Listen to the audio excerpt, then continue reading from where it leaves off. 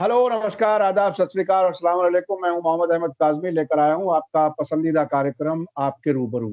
इस कार्यक्रम में हम आपको दुनिया की खबरों के पीछे तह तक ले जाने की कोशिश करते हैं और उसमें कुछ जानकार लोगों से आपकी मुलाकात कराते हैं। अभी हाल ही में ईरान और सऊदी अरब के बीच बातचीत की खबर आई। बगदाद में मुलाकात हुई, दोनों तरफ से कुछ बड़े जिम्मेदारों की मुलाकात हुई, ऐसी खबर आई। हालांकि दोनों तरफ से इसके बारे में इनकार किया गया, लेकिन उसके बाद ईरान के फॉरेन मिनिस्टर कतर गए कल, और आज वो बगदाद में थे, जहां उन्होंने इराक के प्राइम मिनिस्टर मुस्तफा अल काज़मी से मुलाकात की है। और ये मुलाकातें बहुत ही अहम इसलिए हैं कि अप्रैल के शुरू में इराक के प्राइम मिनिस्टर रियाद गए थे और उसके बाद उन्होंने ये भी कहा था कि ईरान और सऊदी अरब के बीच कोई बातचीत, मसलहत कराने की, मुसालहत कराने की वो कोशिश करेंगे। इस सब पर बात करने के लिए मेरे साथ आज खास मेहमान हैं डॉक्टर वाइल अब्बास साहब, जो सीरिया के जर्नलिस्ट हैं, दिल्ली में रहते हैं, एक लंबे अरसे से हिंदुस्तानी जबान में हमारे दर्शकों के सामने आते हैं। ये हमारे लिए बहुत ही खुशी की बात है, और ये कि आप हिंदुस्तान पर भी और मिडिल ईस्ट पर भी बराबर नजर रखते हैं, उस पूरे इलाके पर जो कुछ हो रहा है वहां बहुत ही नजदीक से, चूंकि यहाँ से वो बहुत से अरब मुल्कों के अखबारात के लिए भी लिखते हैं और बहुत से टेलीविजन चैनल और दूसरे जो पब्लिकेशन हैं उनके लिए भी काम करते हैं। डॉक्टर वाइल अब्बास साहब, वेलकम है आपका मीडिया स्टार वर्ल्ड में। आपने हमें वक्त दिया, उसके लिए बहुत बहुत शुक्रिया। आप बताइए कि ये ईरान और सऊदी अरब के बीच बातचीत का जो सिलसिला शुरू हुआ है किसी हद तक, वो आपको क्या लगता है, ये क्या आगे बढ़ेगा, इसके नतायज क्या होंगे? कतर और इराक का रोल इसमें आप कैसे देख रहे हैं?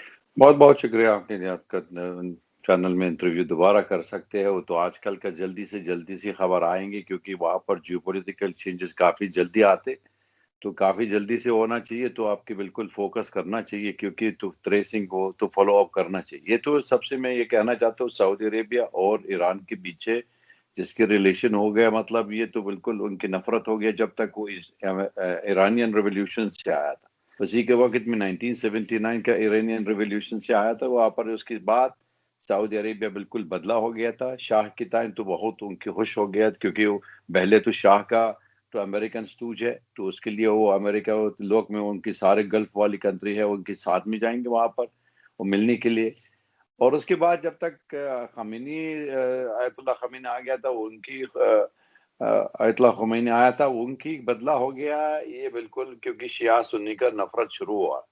तो सऊदी अरेबिया में वो तालिबान के अफगानिस्तान के अंदर सपोर्ट कर दिया था। और इसकी सबसे ज्यादा बड़ी हो कि इराक के ऊपर कोई युद्ध हुई, जब पहली वाली युद्ध की गल्फ वॉर 1, तो उन्होंने सपोर्ट किया, इंक्लूडिंग वो जारी सी जीसीसी कंट्री जो उन्होंने सपोर्ट कर दिया था इराक के अंदर, तो पूरा 8 साल के लिए। तो उसकी झगड़ा शुरू हो गया था। उसके बाद दोनों साइन किया एग्रीमेंट में, तो ख़त्म हो गया था वो। उसके बाद फिर सद्दाम हुसैन की जो आपका हिस्ट्री मालूम हो गया, तो कुवैत में इन्वेजन, तो उसके बारे क्या हो गया था, सऊदी अरेबिया बिल्कुल सपोर्ट कर दिया था एंटी सद्दाम हुसैन फोर्सेस में, और एंटी अमेरिकन के साथ में तो इन्वेजन करा दिया।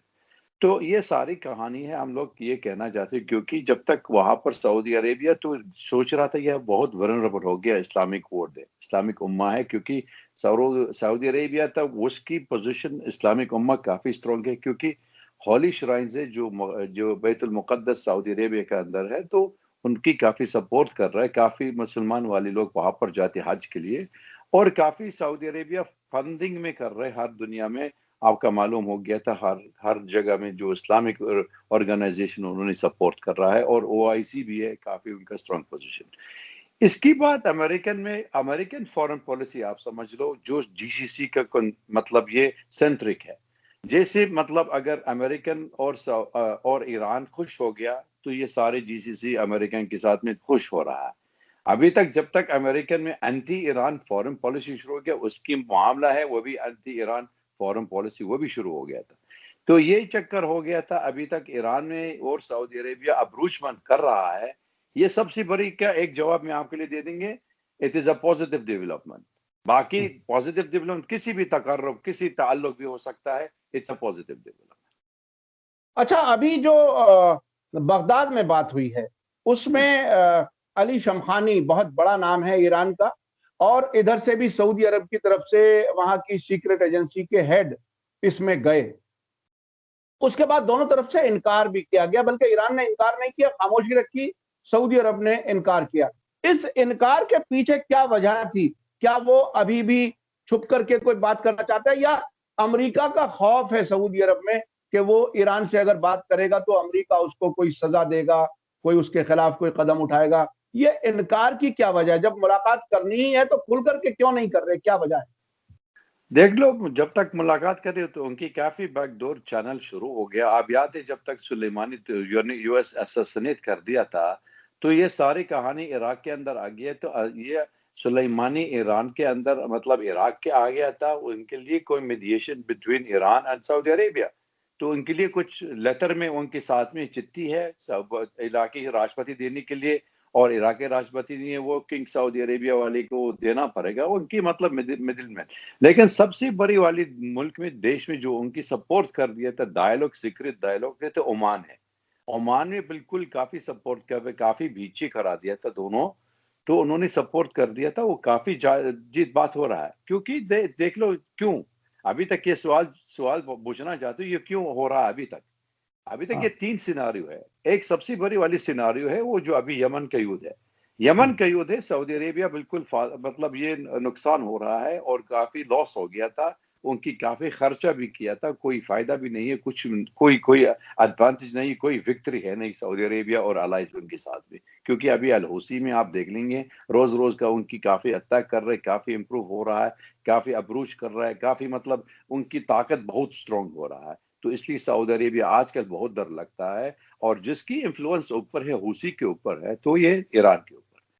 सीरिया के युद्ध भी जो जो शुरू हो रहा है, सऊदी अरेबिया अभी तक थोड़ा से धीरे धीरे वो पुल आउट कर रहा है। जो जो मुस्लिम ऑर्गेनाइजेशन, वो जो टेररिस्ट वाली ऑर्गेनाइजेशन उन्होंने सपोर्ट कर, वो भी पुल आउट कर रहा है, क्योंकि अभी थोड़ा से प्रॉब्लम हो रहा है। तीसरी बात भी है तुर्की का, साइकिल में तुर्की की भी है ये सिनारियो। तुर्की जो उनकी अभी तक जो तो उम्मा, इस्लामिक उम्मा आ रही है, कह रहे सऊदी अरेबिया उधर लगता है ये तुर्की में वो भी सुप्रीम हो रहा है, taking the lead on the Arab world. और सबसे तीसरे वाले के फैक्टर में अमेरिकन बाइडेन में एडमिनिस्ट्रेशन आ गया। अमेरिकन बाइडेन एडमिनिस्ट्रेशन आ गया। अब ये समझ लो एंटी सऊदी अरेबिया पॉलिसी क्या है उनके लिए। सारी जस्ता वाले के जो इनकी जो टेररिस्ट इंदाइटमेंट कर रहे, वो इनकी 11 सितंबर वाले, तो ये तो सबसे पहले वाले के सऊदी अरेबिया इंदाइटमेंट हो गया, क्योंकि 19 वाले के जो टेररिस्ट वहां पर वो WTC अटैक कर देते, सऊदी नेशनल है। दूसरी बात भी है, अब ये तो काशकजी किलिंग वाले के लिए क्राउन प्रिंस मोहम्मद बिन सलमान थोड़ा से वल्नरेबल है। तीसरी बात भी है, आप ये भी समझ लो, सऊदी अरेबिया वेपन जो अमेरिकन आर्म्स में वो देने के लिए अभी तक थोड़ा से मतलब वो सैंक्शन शुरू हो गया था, अमेरिका ऊपर है, तो थोड़ा से डर लगता है ये तो हमारे sustainability of the war in Yemen तो कम हो जाएगी। तो ये 3 है। और सऊदी अरेबिया भी बिल्कुल आज कभी हो याद आ गया, ये अमेरिकन फॉरेन पॉलिसी मतलब खाइन का मतलब डिच कर दिया था। वो खाइन का पॉलिसी है ये, मतलब यानी खियानत हो गया, यानी अमेरिका में कुछ और बोले, बीची बीची चाकू मारी सऊदी अरेबिया। क्योंकि अभी जो अटैक में आराम को ऊपर ऑयल इंस्टॉलेशन, मिलिट्री बेसिस जो सऊदी अरेबिया का अंदर हूसी में अटैक का वो हो रहा है, it is against Saudi Arabia, against national interest. तो इसलिए जब तक अगर वो ये सोच रहा था हम लोग नजदीक में ईरान में आएंगे, तो अभी ये मतलब पूरा शांति हो जाएगी और ईरान में प्रेशर लगा देंगे हूसी के लिए, तो युद्ध में तो वहां पर बंद हो जाएगी। और सबसे बड़ी वाली के पहले तो अमेरिका और ईरान में वो अभी अप्रोच भी हो रहा है। आप देख लो न्यूक्लियर डील में बात हो रहा है, तो कुछ ना कुछ अब थोड़ा से अप्रोचमेंट हो रहा है, शुरू कर रहा है। तो American is very close to a deal with Iran, sanction में हटा देंगे न्यूक्लियर डील में, तो इसके ऊपर तो this rapprochement is against Saudi national interest in the region. तो अगर ये दोनों देश में आ जाएंगे and they can set in the, क्योंकि अभी तक रूहानी खुद कह रहे, राष्ट्रपति रूहानी कह रहे, अगर हम लोग इलेक्शन में जीत हो रहा है, सबसे पहले देश में जाएंगे रियाद का। मतलब there is something on the air, हम लोग वी हैव टू फोकस, कुछ ना कुछ ट्रेंड जा रहा है। There is a kind of rapprochement अभी तक शुरू हो गया, देख लो अगर हो जाएगी तो बहुत खुश हो जाएगी। अच्छा, सऊदी अरब और ईरान के बीच में ताल्लुकात अगर बेहतर होते हैं, जैसा कि अभी कुछ इशारे मिल रहे हैं, हालांकि उसमें शक जाहिर किया जाता है कि इजराइल ऐसा नहीं होने देगा या अमेरिका ऐसा नहीं होने देगा, लेकिन अगर ताल्लुकात बेहतर होते हैं तो सीरिया सीरिया की प्रॉब्लम जो अभी है, जो तुर्की काफी सीरिया के इलाकों पर कब्जा किए बैठा है। 8,000 स्क्वायर किलोमीटर से ज्यादा तुर्की के पास है सीरिया की जमीन। क्या और जो कभी कभी कहीं कहीं टेररिस्ट हमलों की भी खबरें आती हैं सीरिया से, क्या उस पर भी कोई असर पड़ेगा? सऊदी ईरान ताल्लुकात अगर बेहतर होते हैं तो सीरिया पर कैसा असर होगा, क्या कुछ लगता है?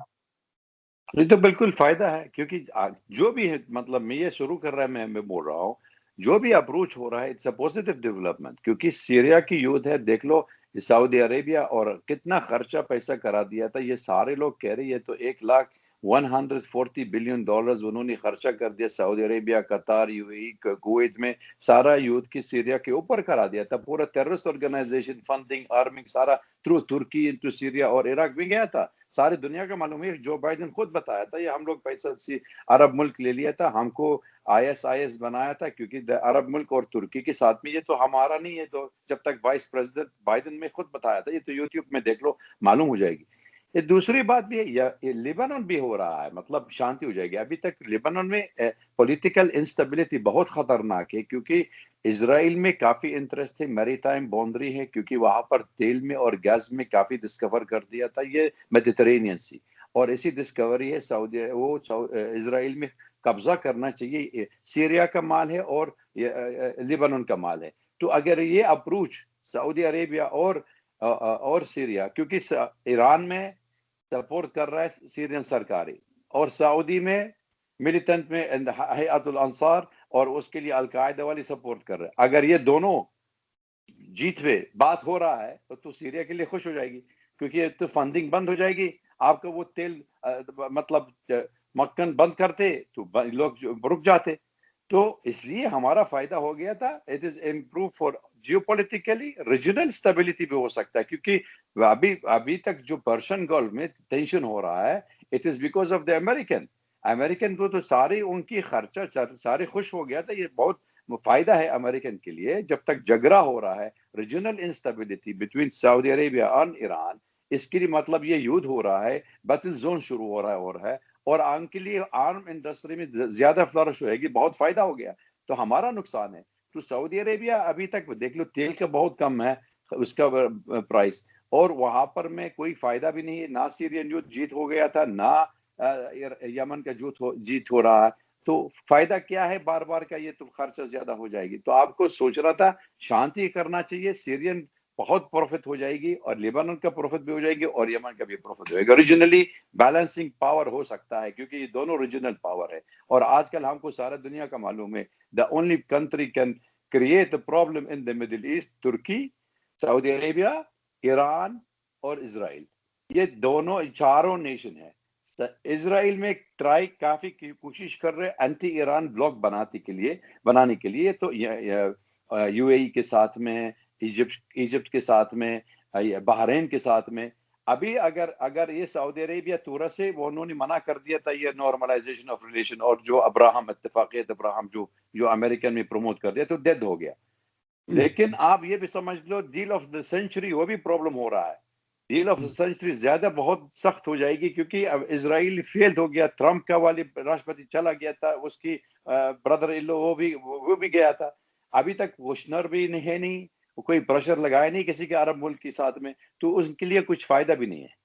तो इसलिए फायदा ये है, जैसे अप्रोच हो रहा है इससे ज्यादा बदतर हो जाएगी ये दोनों के देश में, हमारे मुल्क में, हमारा रीजनल स्टेबिलिटी बहुत फायदा होगी। अच्छा, इसमें एक ये बताइए कि ईरान और अमेरिका के बीच में जो बात चल रही है वो, और ईरान और सऊदी अरब के बीच में जो बात चल रही है वो अगर सही ट्रैक पर चलती हैं तो भारत को क्या कुछ फायदा होगा? भारत के लिए क्या कुछ है? आपको चूंकि ईरान से तेल लेना बंद किया था अमेरिका के प्रेशर की वजह से, और यहाँ तेल की कीमतें बहुत ज्यादा बढ़ी हैं, 100 रुपए के आसपास लीटर मिलता है। यहाँ क्या कुछ फायदा हो सकता है इन बदले हुए हालात? बहुत बदले हो गए, फर्क हो गया। सबसे बड़ी प्रॉफिट बेनिफिट हो जाएगी इंडिया के लिए। India is a major stakeholder in the region, west Asia affair. India नई जिंदगी में नहीं रहने के लिए out of the west Asia.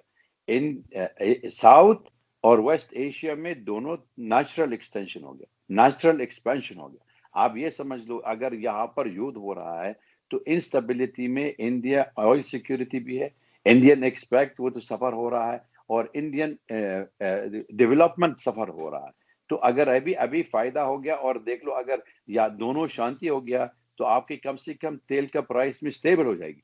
जैसे स्टेबल हो गया तो आपकी सप्लाई के लाइन में सस्टेनेबल सप्लाई, तो आपका फायदा भी हो गया, आपका इकोनॉमिक ग्रोथ रेट दोबारा शुरू कर रहा है।